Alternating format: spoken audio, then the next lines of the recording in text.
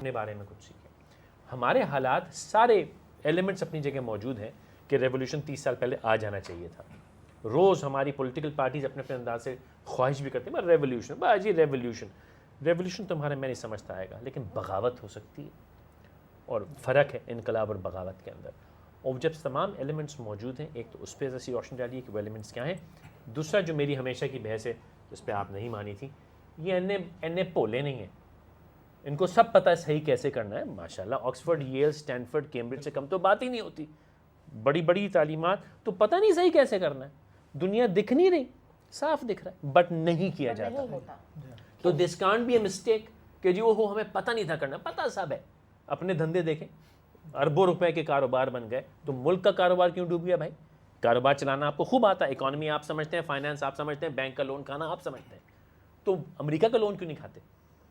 ٹھیک ہے, تو یہ کیلکولیٹڈ ہے. میرا موقف یہ ہے, بچپنا نہیں ہے.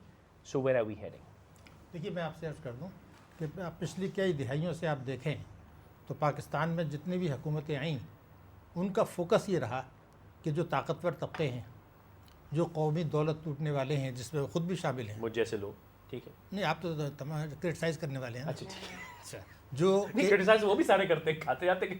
ہاں نہیں وہ تو بھی گیم ہے نا, اندروں کھائی جاؤ, رو ہی جاؤ. وہ بالکل ایسا ہی گیم ہے جیسے 10 پوائنٹ کا. جس دن 10 پوائنٹ پیش کیے ان کو بھی پتا تھا یہ منظور نہیں کرنے, اور جنہوں نے منظور کیا ان کو بھی پتا تھا یہ امپلیمنٹ نہیں کرنا. اور میں آپ کو یہ بھی بتا دوں, میں پوری گارنٹی سے کہہ رہا ہوں, اگر ان 10 پوائنٹس کو آپ امپلیمنٹ کریں تو یہ حکومت گر جائے گی.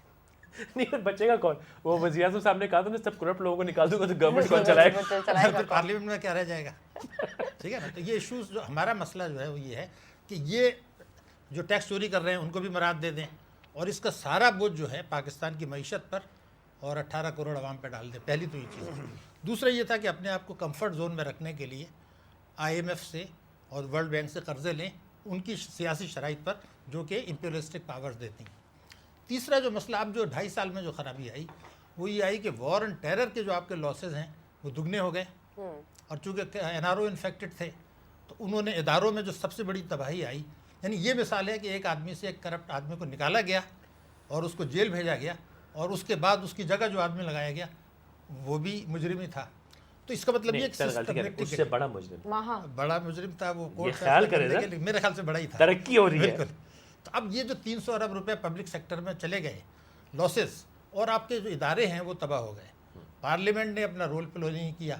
پارلیمنٹ میں آپ دیکھیں تو کون ہیں جنہوں نے کہ 61% لوگوں نے ٹیکس نہیں دیا, جنہوں نے اپنے قرضے معاف کرائے ہوئے ہیں, اور جن کے متعلق یہ حکومت خود کہہ رہی ہے کہ یہ نہ ٹیکس دیتے ہیں اور نہ طاقتور طبقوں پر ٹیکس لگانا چاہتے ہیں جن کے مفادات کا تحفظ.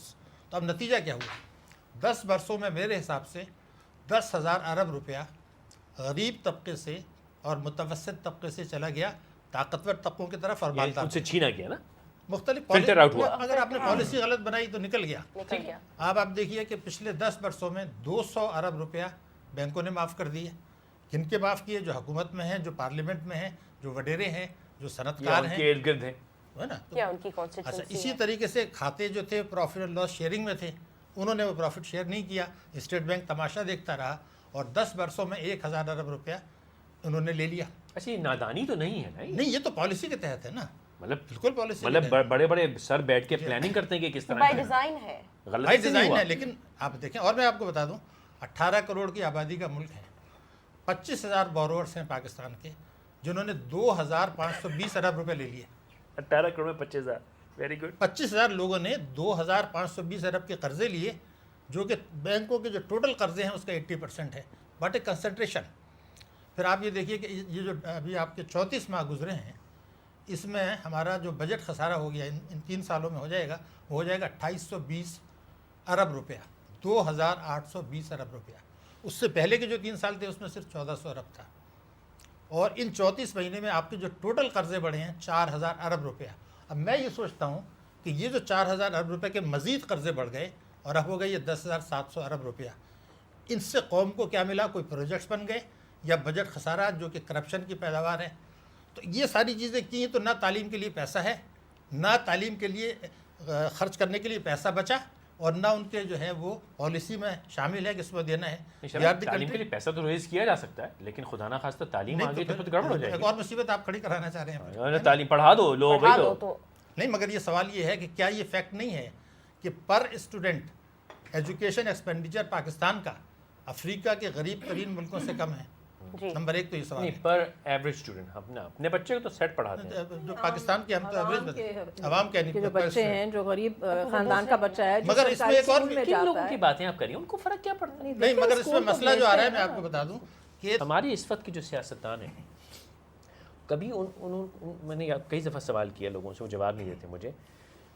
18 کروڑ لوگ یہ کہہ رہے ہیں مر جا چلا جا, مر جا ہمیں جان چھوڑ, مر جا 18 کروڑ لوگ یہ مالا جھبروں کسی ایک طبقے کے لیے, وہ خوف نہیں آتا ہو یا امی جان 17 کروڑ لوگ میرے لیے بد دعائیں دے رہے, مجھے معاف کرو, جانے دو. یہ اعداد و شمار آپ کے پاس ہے, میڈیا کے پاس ہے, کیونکہ ایسا کوئی سروے نہیں ہے. چلیے 15 کروڑ لوگ کہہ رہے ہیں, 15 کروڑ تو کہہ رہے ہیں. دیکھیے جب انتخابات ہوئے, ابھی ضمنی انتخابات ہوئے, اس میں لوگ باہر نکل کے انہوں نے ووٹس سے اپنی رائے کا اظہار کیا ہے.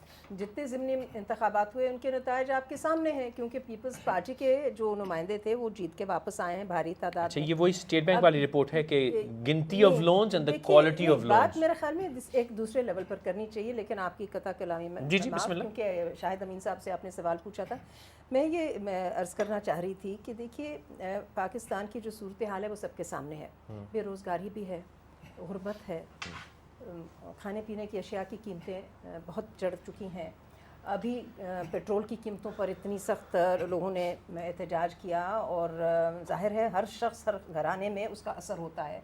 گیس نہیں مل رہی, بہت سارے مشکلات ہیں. انشاءاللہ آج کل میں نارتھ پہ پیٹرول پہ بڑھانے کا دہشت گردی کا بھی ساتھ ساتھ سلسلہ جو چل رہا ہے, جس کو ہم مستقل 2.5 سال سے جو یہ جنگ لڑ رہے ہیں, بلکہ اس سے بھی پہلے, لیکن اب اخراجات جو آ گئے ہیں ہمارے سیکیورٹی پہ, ڈیفنس پہ اور ڈیٹ سروسنگ. 2.5 سال سے ہم نہیں سیکیورٹی فورس جنگ لڑیں, پولیٹیکل گورنمنٹ نے کوئی جنگ لڑی ٹیررزم کے خلاف. سوات اور مالاکنڈ اور سارے علاقوں سیکیورٹی فورسز, سویلین گورنمنٹ اس میں انوالو ہے. سویلین گورنمنٹ کا کام, میں آپ کو میں اس پوائنٹ کی وضاحت کیے دیتا ہوں, بم بلاسٹ ہوتا ہے صحت کی سہولتوں میں, اسکولوں میں, شنا صاحب دیکھیے پر وہ سارے لوگ آرم فورسز جا کے فائر فائٹنگ کر رہی ہیں. پولیٹیکل گورنمنٹ کا کام یہ ہے کہ وہ ریزن ایلیمنیٹ کرتا.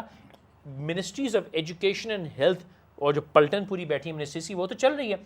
کوئی سکولز پہ, ہیلتھ پہ, انفراسٹرکچر پہ, امپلائمنٹ کریشن پہ, ان کے یہاں پچھلے ماشاءاللہ پرویز مشرف صاحب 11 سال چلے گئے, انہوں نے بھی کوئی ایک آنے کا کام کیا کہ بھائی یہ جو جہاں سے یہ ٹیررسٹ کی فورس نکلتی ہے اس کو فائر فائٹنگ کے چلی جا رہے ہیں. شاہد امین صاحب, سوال تھا آپ کے کس نے سب سے زیادہ بیڑا غرق کیا؟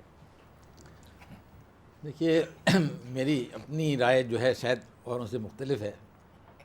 میں سمجھتا ہوں کہ ہر دور میں جو پاکستان کے مختلف رولرز آئے, کچھ اچھی باتیں ہوئیں اور کچھ بری باتیں ہوئیں, لیکن اگر آپ جنرلائز کریں تو ایسا نظر آتا ہے کہ جب یہاں پہ ملٹری قسم کے رولرز آتے ہیں تو اکنامک پرفارمنس بہتر ہو جاتی ہے, اور جب پولیٹیکل لیڈرشپ آتی ہے تو اکنامک پرفارمنس کم ہو جاتی ہے. لیکن ظاہر ہے کہ انڈر پولیٹیکل لیڈرشپ انسانی آزادی جو ہے, ہیومن رائٹس امپروو ہو جاتے ہیں. جی کیسے؟ In relative terms. دیکھیں جی, everything is relative. Under a dictatorial regime election یا تو ہوگا ہی نہیں, اگر ہوگا تو ٹوٹلی ریگڈ ہوگا. اور ان کی بات صحیح ہے. اب بائی الیکشن ہو رہے ہیں, بائی اینڈ لارج تو لوگوں کا امپریشن ہے کہ بھئی الیکشنز ٹھیک ٹھاک ہیں, اس میں کوئی ایسی بنیادی خرابی نہیں ہے. تو کم از کم ایک چوائس تو اویلیبل ہے in a democratic system. Choice between what, مطلب لیکن آپ نے وہ سمندر میں ڈوبنا ہے کہ آپ نے لاوے میں ڈوبنا ہے؟ لیکن ہمارے ملک کی بعض جو انہیرنٹ ڈیفیکلٹیز ہیں, ایک تو یہ کہ ایک فیوڈل سسٹم ہے وچ پرسسٹ. کسی رجیم نے, نہ جمہوری نے نہ ڈکٹیٹوریل رجیم نے صحیح معنوں میں فیوڈلزم کو ٹیکل کیا ہے. سب سے زیادہ آپ کو ڈپلومیٹک کورس سے تعلق ہے نا, مجھے اندازہ ہو رہا ہے. وہ اندازہ مجھے ہو رہا ہے.